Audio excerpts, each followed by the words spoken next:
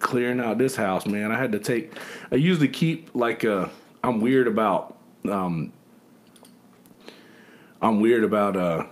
like keeping things. I'm a hoarder, I guess. But I mean, that's not a bad thing as long as you're organized. I mean, I get. I don't know, am I? I don't know, man. What? Yeah. I mean, you're organized to a degree. Like all the movies are in the same spot. Yeah. Kinda. All the movies are pretty much in the same spot. All the records are basically in the same spot. And I'm at 8 tracks. I don't know. I'm an OCD freak, dude. Like, how OCD? Like, everything has to be, like, spotless? Like, when I go to just... dinner, I put my water at one spot. Like, my phone will be at a spot. You know what I mean? Yeah. The silverware. Yeah. And then, like my house, forget it, bro. My wife hates me. Well, that's the cool thing about like not having a roommate. And I know that a lot of people don't.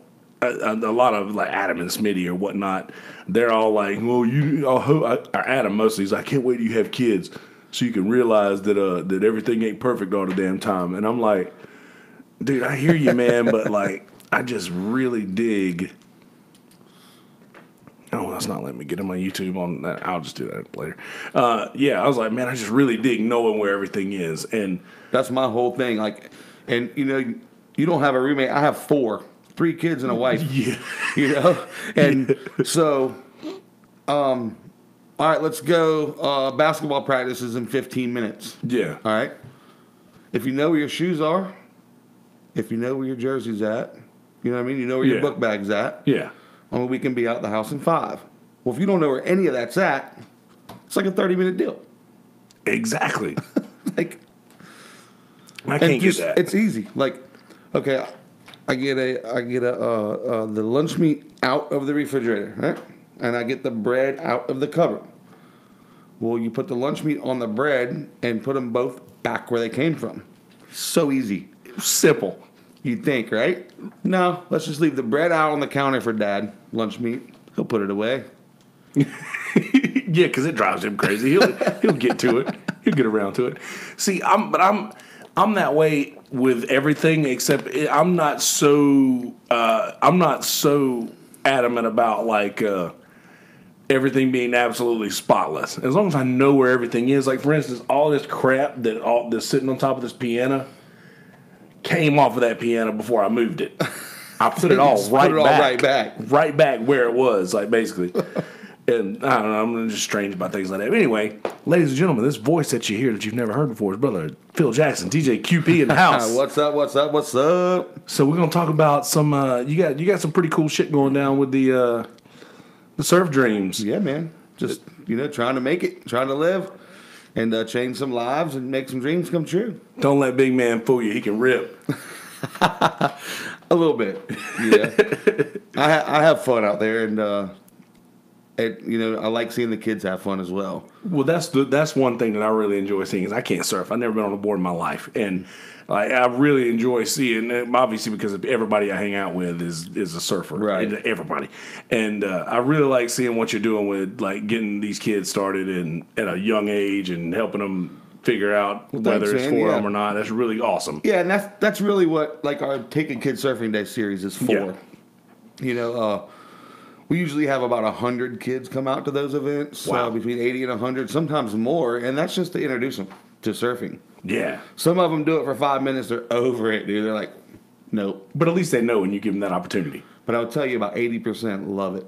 Yeah, for sure. And then the next step is the hardest step, is to get the parents to continue to bring them to the beach. Yeah. That's not your event. Yeah, exactly. And that's the hardest part.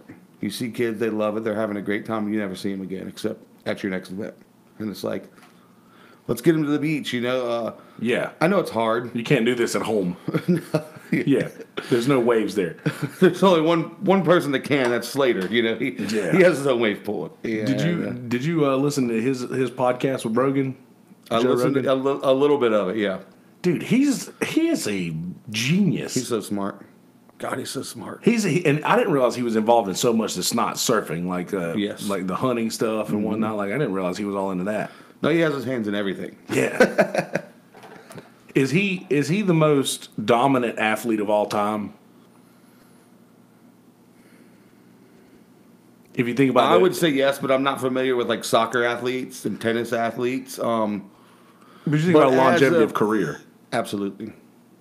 I mean, he started smoking everybody when he was like 12.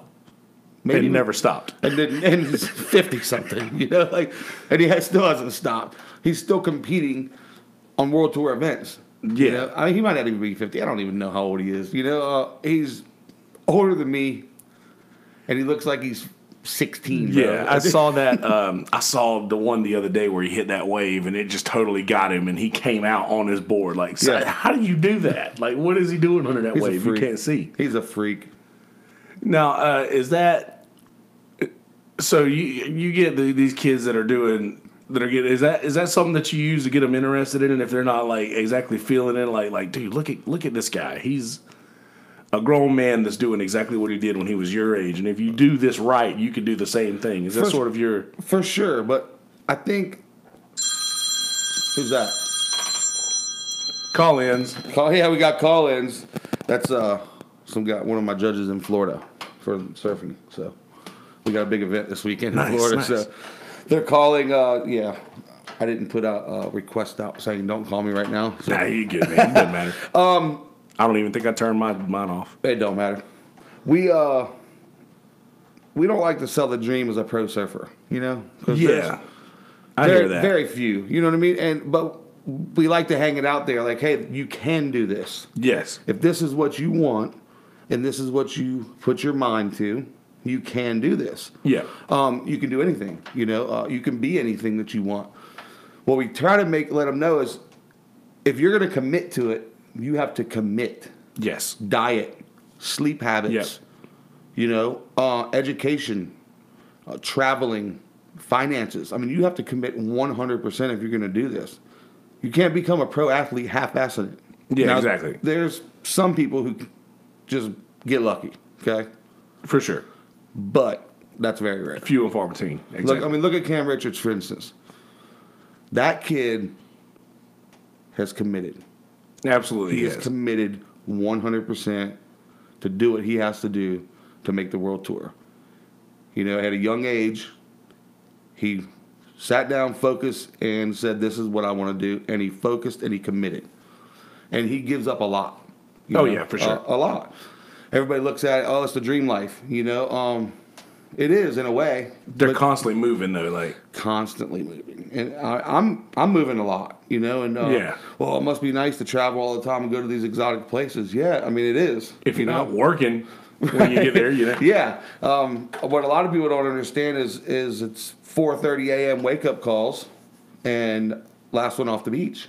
Yeah, really. While everybody's out surfing and having a good time and partying, when I get off the beach, I still have work to do.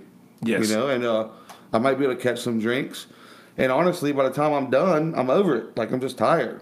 You know? Yeah, for sure. And some like this last trip to Barbados, I had a lay day. We ran like half a day. And I worked until 10 o'clock in the morning, 10:30 in the morning, and then we went to the other side of the island. Stoney Canner took us over there, Mike and a bunch of groms. We went over to the other side of Barbados and just had a blast. But that was a half a day.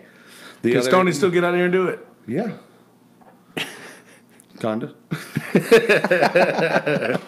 No, don't get it twisted with Stoney Canner, man. I mean, he probably, I don't know when the last time he surfed, but He'd get up. he will make an ass out of you. He's the dude where you win some money off. You know, you hustle some people like pool. Yeah, be like, man, I bet you this dude right Man, here I'll surf you. I bet this dude out surf you any day. He'd be like, I'll take the shaky old man. and just come out there and just body bag everybody, you know? Yeah, and I was talking to Stoney. I talked to Micah for a little bit. But just seeing all of this effort that goes into that, like where Stoney's talking about, man, Micah's got to go here and here and here and here, and I see and hear more about him than I do Cam, just because I see Stoney more than I see Right, Kelly, of course. But I mean, when you see one, you're probably going to see the other one with Tony and Kelly. But yeah, like I see them and hearing all the stuff that he's talking about. Like there's so many places that you have to go, and he's wanting to go to Paris and wanting to go do this stuff like that. And I mean, like there's so much that can be done in this life if you want to commit to doing stuff like that. But 100%. I realize that it does take you away from home. It does. And a lot. My kids sacrifice a lot. Yeah. All of our vacations are with other kids. You know, we take other kids places all the time. Our spring break trip, you know, for instance, there's 14 kids that go on that trip. You know, I could just take my kids on a week vacation if I wanted to, but yeah. So they sacrifice, you know, dad and mom time and share it with their friends. And which is really good of you to. I know it might not seem that way for if you're like, man, I want to spend time with just my kids, you know, or whatever. But it's really good of you to like include all these other people that for sure, and wouldn't necessarily have that opportunity otherwise. Yeah, and that's what makes us, what drives us. Yeah, is these other kids, and I've always been that type of person. It's like the more the merrier. Yeah, you know, like for sure. I want everybody to have a good experience. I mean, growing up, I didn't get to go on the Costa Rica village trips and, you know, all this other stuff growing up. A, parents didn't have the funds, and B, I wasn't really in that crew. You know what I mean? Like I was, but I wasn't. Yeah, for sure. I wasn't like one of the cool guys, you know, in that little group. And I just want to make sure that other kids get the opportunity, and it's not divided, which it never really was divided then. Yeah. But there was a lot more surfers and a lot more kids back in, you know, when I was growing up in the early 90s. There was a lot more of them, and there was only 15 spots on a trip, you know, and if you didn't scoop up one of them 15 spots when it first came available, you know, I couldn't go home and be like, I need $800, Mom. She'd be like, yeah, me too. Same here, man. You know, and by the time maybe, you know, they saved or something, then it was just full. And so I didn't even really go to Costa Rica for the first time until 2006, maybe. That's the year I moved here. 2005. I remember my first Costa Rica trip because it was the first Valentine's Day my wife and I were together. We weren't married yet. We, you know, just boyfriend and girlfriend, but it was serious. We lived together, and I'm going to Costa Rica on Valentine's Day. Heads up. And it was How'd like, that go over? I mean, obviously you're married, so it went over okay, I guess. She's really supportive, put it that way. That's good, man. She figured out early that I made really rash decisions sometimes on the fly. I think this was probably February 11th when I told her. So it wasn't like, you know, it wasn't like it was December or November when I said something. And I got the travel bug, and I was like, oh shit, this is awesome. You know? And then I realized, well, we can give more kids these opportunities. When Surf Dream started, it was just a wetsuit drive and a board drive. That's what it started out I remember that. And so just like everything else, it develops into something else. The first year we did a Christmas drive, right? We picked 10 families and hooked them up. Boards, wetsuits, backpacks, I mean, all this crazy stuff. And then before New Year's, 3 of those surfboards were at Dick's Pawn Shop. Wow. I realized real quick that you kind of got to be selective. Mm-hmm. And we decided from there we were kind of change directions and teach kids how to surf. And that's where Take a Kid Surfing Day came from. And then we realized, okay, well, we can get some kids out of here. Yeah. We can take them to Florida or North Carolina or Virginia or wherever and get them on some waves. Nobody was really traveling a lot. Yeah. And when I quit Mellow Mushroom in 2015, I think, I was there for 7, 8 years. 7 years, maybe a little longer. At least. Yeah. Because I know you were there whenever we were playing, and that was... Yeah, when Myrtle Beach store opened June 2008. Yep. And I was there when it opened. and then I've only been gone there for I guess 3.5, 4 years maybe. Yeah. So I was there a while, 7, 8 years, and when I left there and my schedule opened up a lot, we just started rolling out, day trips, weekend trips, whatever. Yeah. And then we raised the money for the van. Now I remember that. That's Oh, when brother shit Freddie. got real. Freddie Hyatt. Oh, Freddie Height. Freddie Hyatt and Tom Rascitori. I met those guys. We had the idea, and Freddie said, I'll tell you what. He's like, I'll help you out. I can't help you all the way. Let's get close. Then a buddy of mine, he always likes to stay under the radar. But if you ever noticed our van, it says Woohoo on the side. Yeah. Well, that is the guy who has made everything possible. Next to Freddie, we call him Mr. Woohoo. His real name is whatever. Yeah, he want to keep it. Yeah, he's a really nice guy, and he believes in us. He's always believed in me, and he actually gave me a Lexus to raffle off. Wow. To auction off, and we did it at the Macaroni and Cheese Cook-Off 2 years ago. At Sarah J's. And we got $15,000 for it. Wow. So I took that money to Freddie with a couple more bucks, and then we got the van. Dude, So we got like a $35,000 van, off of fundraising. And I could not believe we actually did it. That's so incredible, man. And once that happened, game over. I put 35,000 miles on that van last year. Dude, that's good for you. Now, that's great for you, great for the kids. I'm very, very stoked about that. I was going to ask you, whenever you're deciding who goes on this thing, there's no limit, like whether it's somebody who struggles a little bit with the waves, they still get to go. Yeah, for sure. We had kids. My son's friend named Chris, he lives in our neighborhood. He's never even touched a surfboard in his life. He went last year, had the time of his life, It's about the experience. And you don't have to be a surfer, Yeah. I mean, he got out there and swam and boogie boarded and tried surfing, and just kind of wasn't his cup of tea. But he was at the beach every day. He was hanging out and he was just cruising, playing football on the beach, and he had a great time. I mean, time of his life. That's so awesome, man. Especially that a community. And for those of you who are not familiar with, I have a lot of West Coast people that listen as well. Like right around here. And this is like one of the few surfing locations in this area, I think. Like, I don't know if maybe Folly and then Wrightsville, but in this little pocket is outside of Folly and Wrightsville. This is pretty much the spot for surfing. You have like Little River, North Myrtle Beach area, which is really cool group of guys up there. Yeah. And then the Myrtle Beach guys, and then the Garden City guys, which are us. I feel like we're a little bit rough around the edges, Yeah, the Garden City crew, GC. Yeah, we're just a little bit more rough around the edges than the other guys, and that's fine. We had it kind of rough growing up as Groms, many a times my boards got thrown in trash cans, buried, hid.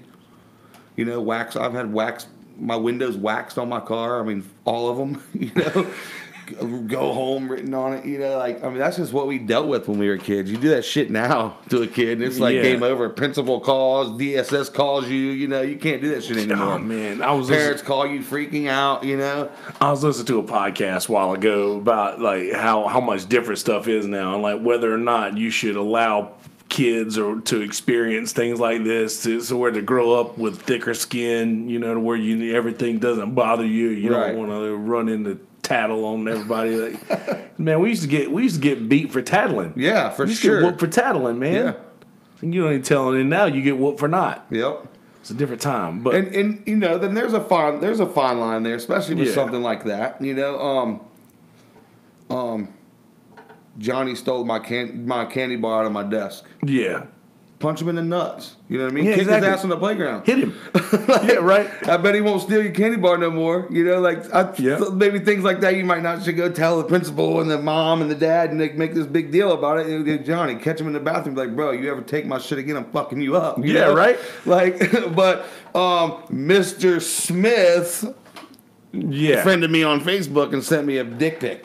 You should Yeah. probably say something. Yeah, let's say something about that. Yeah, for real, man. My big brother, and me. There was these dudes that were talking shit one time. Me and my big brother were walking back to our aunt's house where his car was parked, and this was like he was in high school and I was in middle school, and these dudes were like sitting there talking shit or whatever, and my brother was like, listen, these boys gonna come over here, and if they try to fight me, and if one of them jumps in that ain't supposed to be in, and you don't help me, I'm gonna whoop your ass when we get home. And like, I mean, it was just like, you supposed to do shit like that. This Yeah. is a thing, but you Yeah. can't say nothing like that no more, man. Back in the day, you fought it out, man. Like, Yeah, the difference, you just fought it out. And then, I mean, me, anytime I had a discrepancy with anybody, we'd handle our business or whatever, and I'd be over it. We Yeah, cool. for sure. We cool. We can go surf, ride bikes, skateboard. I don't care. You know? We handle a situation, it's over. Yeah, it's done. It's over. Now it's, Yeah, different guns world. and whatever. Different I mean, world. You beat somebody's ass, they go home and get It's not done. over. Yeah, It's it's not not over. over. So I know you're doing very, very good things with the Surf Dreams Foundation. I'm very proud of everything that you've done Well, thank you. with this area and all the kids and stuff like that. But I got to talk about DJ QP and Shamrock. We got to talk about that. Oh, So, boy. at what point did the focus? Because I remember when I first met you, you were like, I think you were full on into the Shamrock and QP. Oh, yeah. We were deep. Yeah, that was going on heavily. So, at what point did the focus shift from that to the Surf Dreams? Because I think I don't know if you realize this about yourself, but you have to be balls deep into something heavily. You know, like do you notice that? Yeah. Yeah. I'm sure you do. I mean, I'm the same way. I've tried to back off. I'm the same way, dude. Because, with the rap group that we had, and we were successful. I mean, I say successful, but, locally we were successful. Yeah. There really wasn't too many people who were into live local music that didn't know who we were. Exactly. And, I mean, we would put 300 to 500 people in Mojo's every Wednesday night. Yep. I mean, that's huge. Oh, yeah. you That's know? a big deal for here. I'll give you with rap. I'll give you $100 bill right now if you can tell me any band in this town besides Painted Man and True Soul and maybe one other one that could put that many people in one spot once a week. Regularly, yeah. Not happening, dude. Not happening, no. Rappers. Exactly, that's what I was saying. Rappers did that.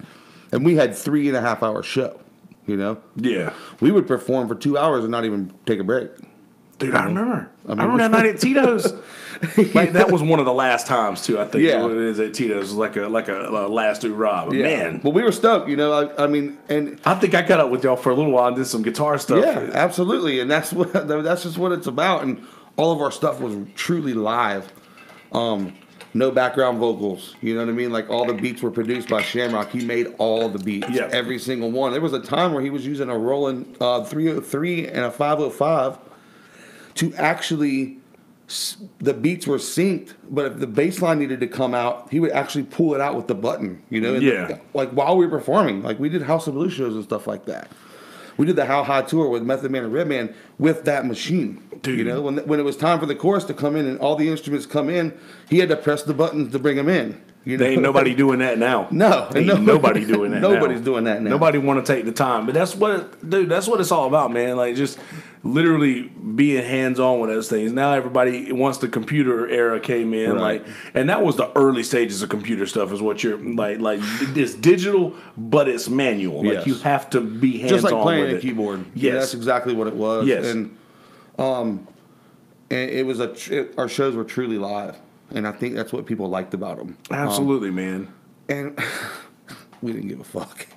That's that's drank, important. We drank a lot. I mean, we smoked weed a lot on stage. We got away with some shit. You know what I mean? And so, Yeah. But people knew when they come to our show, they was going to party. Yeah, It was exactly. going to be a party, like regardless.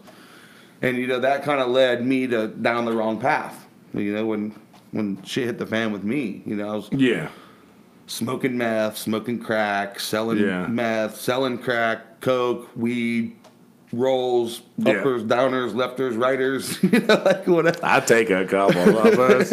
I got a couple downers, you know what I mean? Like that's just what it. Yeah. That's just what it wrapped into. That's the man. game. Yeah, and That's the game. Just like surfing, hip hop, Any other sport that I've ever done, I took that shit serious too. Yeah. You know, I went balls into that. Yeah. You know, and I figured out that I would sell Coke at like 6 or 7 o'clock at night. I'd start selling Coke, right? Yeah. On like starting Thursday. Well, I figured out that if I front them at noon on their lunch break, you know, because they don't have their checks yet. Yeah. Hell, I front them at noon on their lunch break. Now I'm getting 2 sales out of them. Yeah, exactly. Because you sell them Coke 7 or 8 o'clock, they're done for the night. You know, Bro, they're taking that. So I've been down that road. So I'd give them like a gram or something at noon, and then they would come pay me and get whatever they needed for the night. Yeah. So I would get them twice in one day. And then I figured out, well, Genius. nope, I'm breaking it. So any drug dealers out here listening, I'm about to break the formula down for you. Now I've been clean 13 years. Okay, so Congratulations on thank that, you. man. But I was business was really slow on Monday, Tuesdays, and Wednesdays. I mean, really slow. It's like, fuck, man. Like, I get it. You know, like nobody's partying. Yeah. They're just back to work. Well, they want to go to sleep. Oh, yeah. So, how do y'all feel about Xanax and Volumes? Love them. Got them. Yeah. So I'd start selling the same people Xanax and Volumes in the early parts of the week. Dude, that's genius. Because now you all off on the weekend, and you laying in bed looking at the ceiling, picking out spots. It's like now you can actually close your eyes. It's like one of the rap lines I said, I'll have you up for 3 days and then sleep till July, meaning I'll give you a bunch of Coke and then I'll give you a bunch of downers. You know what I mean? Like, I'll get you up. When you're ready to go down, I'll get you back down. That's so I have you up for 4 days and then sleep till July.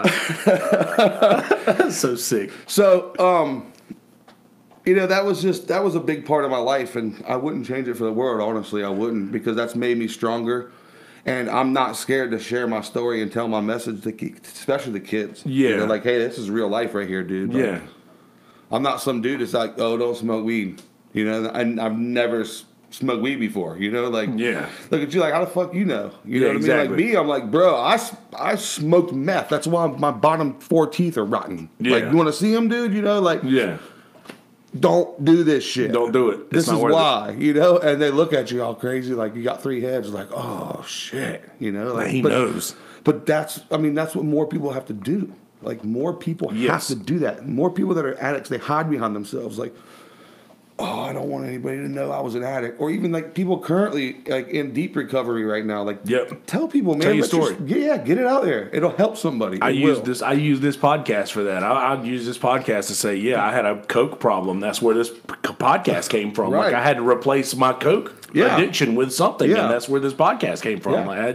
It was bad. And you never really know what you're going to come across and what you need to replace with what. And anybody who's an addict or does drugs or cigarettes or whatever you do, I mean, you got to replace it with something. For sure. For at least for a little while.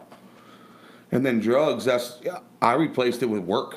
Because I wasn't working, dude. I was doing shows and for sure. selling shit, Well, I was just, when you were in the middle of saying that, I was going to bring in the fact that I think you took a lot of the tricks you learned in that lifestyle for so long and put all of those tricks into your work.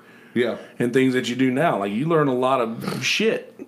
A lot. In that life. Yeah. You really do. And a lot of people that don't live it don't understand. Yeah, I learned a lot. I mean, a lot of shit. And and I've taken that same mentality, and just turned it into a positive. Exactly. And, anytime you do anything, whether it's positive or negative, you always have haters. You always have people hating on you. And that's fine. I totally get it. Yep. It goes back to what I was saying, oh, it must be nice to go take all these trips and stuff. Well, you can do it too, dude. Like, you got to sacrifice your time. Exactly. My wife and I take, we brought in another chaperone actually on our spring break trip, so there's 3 of us now. But before it was just us. And we'd have 2 hotel rooms, like big hotel rooms. And she's in charge of one, I'm in charge of another. We did everything together. But, dude, you're never off. Never. You got to make sure they're fed, make sure they don't get hurt, make sure they check in with their parents, make sure they Keep all their clothes organized. Make sure their money's organized. Yeah. Make sure that they're having a good time. Make sure they're safe while they're surfing and they have sunscreen on. Like, there's just all these little variables that people don't understand. Yeah. I mean, have you ever tried to put sunscreen on 14 kids? No, it's like 45 minutes, dude. Like, you line them all up, you get the face stick on, Yeah. spray them all down, make sure they got their rash guards, and then that's 14 towels. Every kid's got to have a towel, in a book bag. Like, it's a lot. It's a lot goes into it, but we love it, man. We love it. That's good, man. That's really good that you're on fire for this thing. And I like the fact that you do take that. And I call it, from what I have, is like an addict mentality. I'm an addict and whenever I take that mentality and put it towards something positive, dude. Because, dude, there ain't nothing that's gonna stop an addict from getting a fix. No, nothing. Nothing gonna stop that. So when you change your fix, then big things can happen, and that's a really good thing. I still love music too, and I still love like grabbing the mic once in a while when I'm out. Yeah, we've had you up on Bubba's a couple times. I still love doing it, and I still like, rap around the house and stuff, like. You writing any new shit, or? I haven't really wrote, not really much, a little bit, just here and there. Like you hear something and be like, damn, that's a line. But like my old stuff was like I'm like talking about drugs and girls and partying and shit. Now I'm like, fucking Uncrustables, lunch boxes, need to get them ready. I'm untouchable. You know what I mean? It's like what am I supposed to talk about, dude? Like, I got to make lunches for the kids and fucking go to basketball practice and shit. Like, I mean, that's cool. Like, I see these rapping dads and stuff, and I feel like I could do something like that, even possibly better if I put my mind to it. Like, that's your end. That's you talking about Facebook Live and. Do that. Do some of those I'm in the line to pick up my kids, or whatever. I'm totally down to do something like that. Maybe we should write something. And another big inspiration of mine is Ben Gravy. I don't know if you watch him and YouTube. I saw you did a video with him maybe on a house, some beach house somewhere. Yeah, it was in Surfside. Yeah, we did randomly. It was like Freestyle Friday or something. Like a couple years ago. Yeah, on for Be Somebody. Yeah.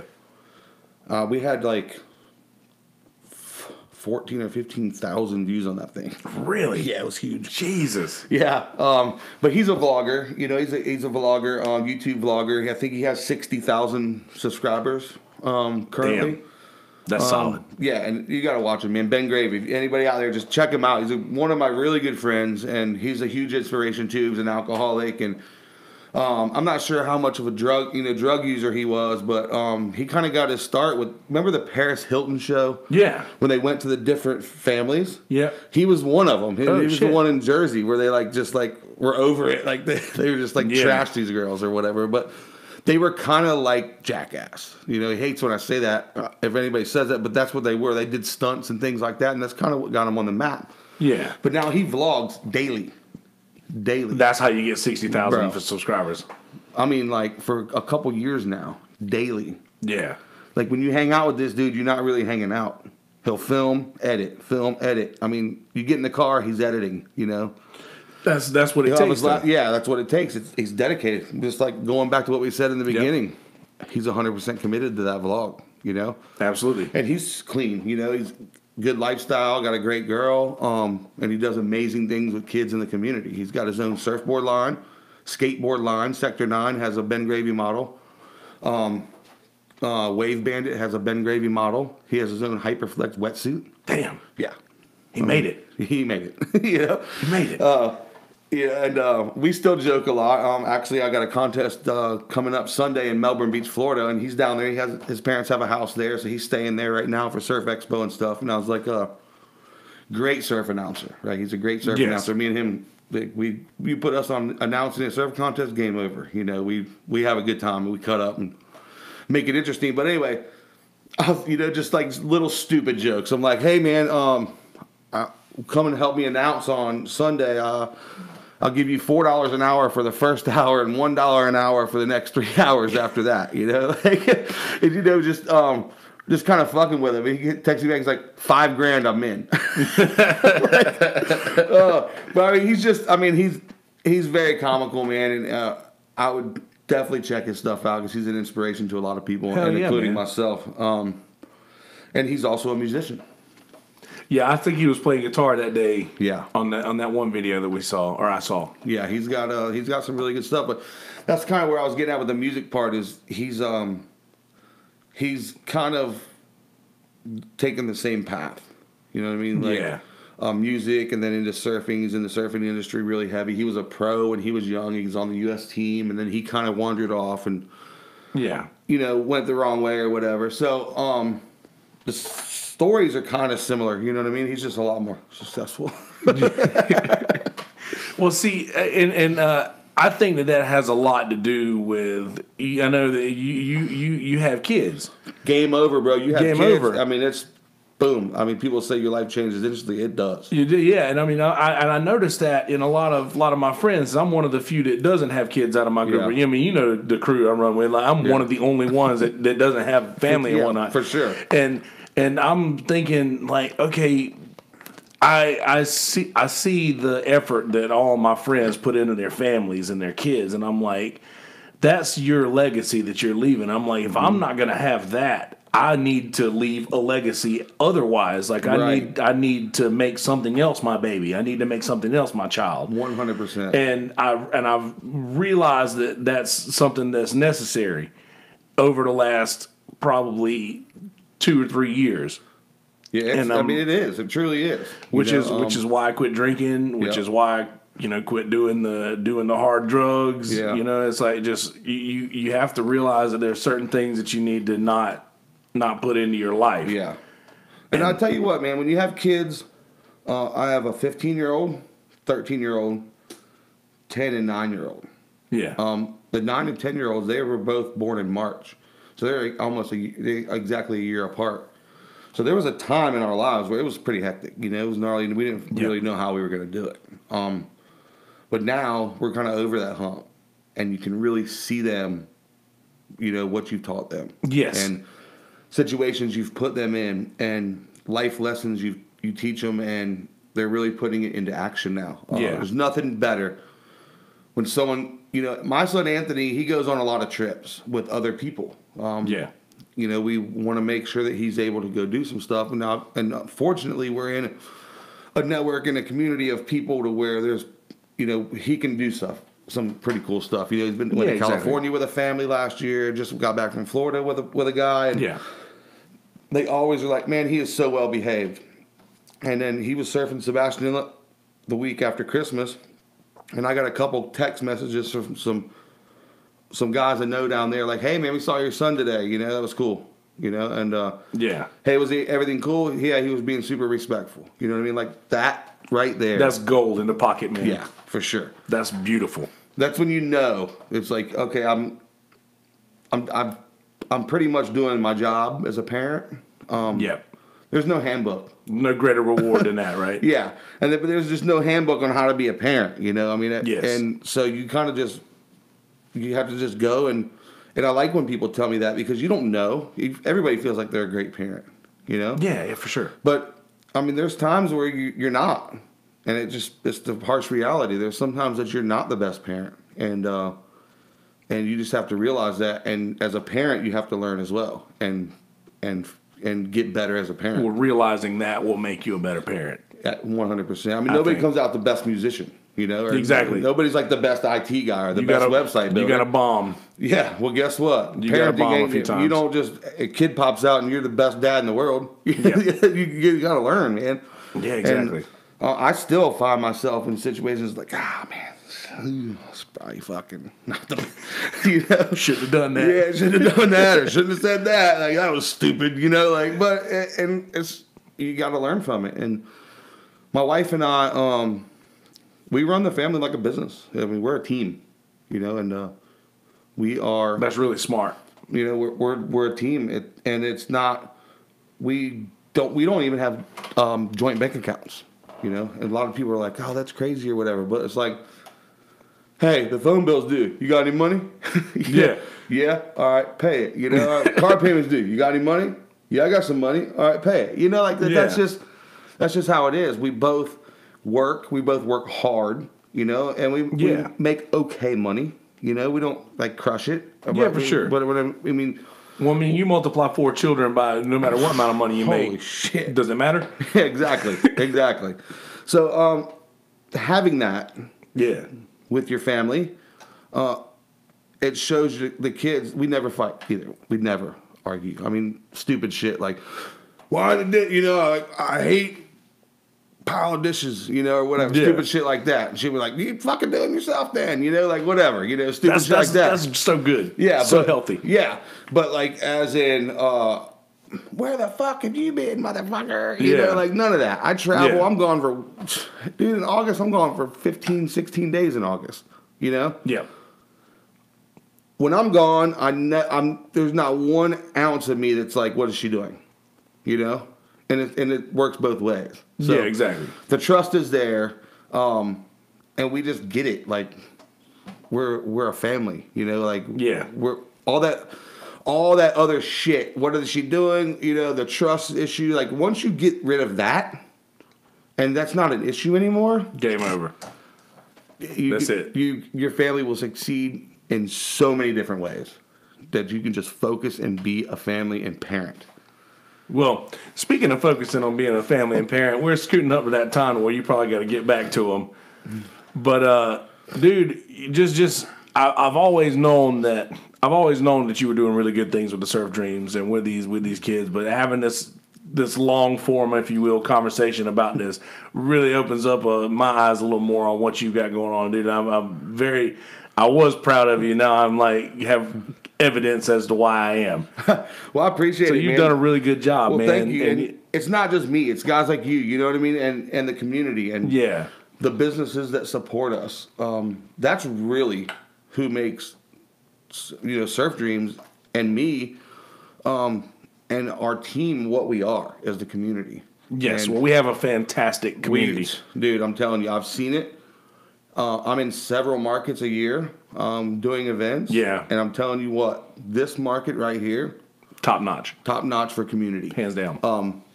If somebody needs something, instant. Just at the Chicken Bog event this past weekend. Yeah. There was a car in the parking lot. We needed to move. Like I saw that. Exactly. Yeah. My point exactly. I put it on Facebook. Dudes came and moved it. And then Brandon or whatever, somebody came, went to the dude's house, got his keys, and come moved his truck. Yeah. And there was people on Facebook like, yeah, tow that piece of shit's truck. I'm like, dude, this dude was being responsible. Yeah, exactly. You know what I mean? Like, I'm cool. Like, I'm pissed off because we pretty much told everybody, and there was a sign in the window that says, don't fucking leave your shit here tonight. Yeah, but given the opportunity... Totally cool, man. Yeah. Like, if I would have towed it, like, if I would have had to tow it, I would have literally had the tow truck driver move it across the street and pay the $50 or whatever it was.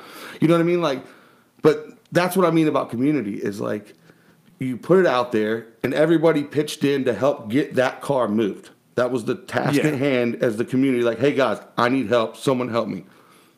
And then 45 minutes later, it was gone. Done. One Facebook post. Who'd have thought Bradley Parker could do something good? I'm going to have to get that fucker on here one day. Yeah, for sure. I think that'd be awesome. You did a couple hours, and you got to take some calls for that. Oh, sure. Yeah. Hate mails will come in. Yeah, no shit. But he's really a good dude, man. Like, yeah, he is. When he's on top of his shit. Yeah, he's a good dude, and he will do anything for anyone. He will. He really will. Well, me and you got to get together, man, and jam one day. Hell yeah. Absolutely. I'm 100% down with that. Put together a project. I'm like down to just jam, like come to practice or something, Hell yeah. I'm ready. So let's do it. So man, yeah, I appreciate it, dude. Yeah, good game, man. Hell yeah. Good game. All right. Well, any final thoughts you want to leave with the listeners? Anybody who may hear this years on down the road? It's out there in webland. No, just be yourself, man. And one thing I always like to say is you never know what someone else is going through. Yes. You might be at the grocery store and the dude in front of you cuts you in line or something, and you could, any little thing, you're in the driving and someone cuts you off, you beep the horn, flick them off or something. You just never know what someone's going through, man. I've been working on that a lot. fuck you, you know, like, Yeah. what the fuck, man, you cut me in line, like, no, like, it just happened the other day at Subway, the guy was just like, walked straight up and got right in front of me in the line, or no, it was Big Apple Bagel, and like, everybody's like looking at me like I'm gonna trip on this dude, I'm like, you good, man, like, obviously you have somewhere to be, you Yeah. know, I'm kind of all right now, Yeah, you know? I'm straight. It's Yeah, and go ahead, you know, like, but that's what I like to say, man, is just, like, you never know what someone else is going through. A thank you, a have a good day, hold the door. Go ahead, man. You know, you go. Yeah. You know, the guy has 3 pieces of groceries and you got a cart. You know what I mean? Like, you never know what someone else is Yeah. going through. They may be a dick, they may be an asshole, but they may have just lost a parent or a kid, you know, got in a fight or something, suspended from school, or they wrecked their car. You just never know, man. And just be fucking nice to people. Be good people. I always end every episode with that. Be a good person. You know, in a Yeah. world full of shitty people, don't be one of those people. Yeah, just be a good person. Be a good person, man, and spread the love, you know? Yeah. Everybody likes a high five and a handshake or a fist bump or, you know, Just a little encouragement. something. Just a little goodness. Yep, absolutely. Good shit. Well, good talk, man. Well, for the listeners, go to Surf Dreams. Is it Surf Dreams Foundation? Yeah, or surfdreamsfoundation.org and every social media, Surf Dreams Foundation. Surf Dreams Foundation on every social media. And I'm not one of those guys who, like, each one's different. yeah, You know, it's it's just pick like, one and it's easy. That's it. Yep, same deal. Go check all those things out. Is there any? I know a lot of people will be asking. Is there any outside of your events? Is there any way to donate to these funds at all? Or Yeah, we have a donate button on our website. okay, And all the funds go to these trips and yeah, trips, surfboards, wetsuits, shoes, food, you know, whatever these kids need. I mean, there's times where we just get done surfing, there's 8 kids there, and I'm like, hey, what's ice cream? You know, like, let's go Yeah. go to ice cream. You know, like, we do stuff like that. That's what we do. Yeah, for sure. You know, and that's cool that, you know, you just be a positive role model, but that's where the money goes, you know, and we have some expenses, insurance, storage, yeah, for shit sure. like that, or whatever, but most of the money just pays for these kids to go surfing that's beautiful, man. and get shit to surf with. You know, That's great. boards, whatever they need. Well, you're doing a really good job at it. Hey, thanks, man. And I'm stoked. Thanks About for every area needs a QP. I don't know about that. Every area needs a fill. All right, guys. Well, YouTubers, hang tight with me for just a second. I'm going to do an intro for you and give you some links to click at the bottom of the page. And as for audio people, go click on the YouTube and don't be a shitty person. You have every opportunity. Every time that a situation occurs in front of you, you have the opportunity to be a good person or be a shitty person. Always choose the good side. Always. Always choose the good side.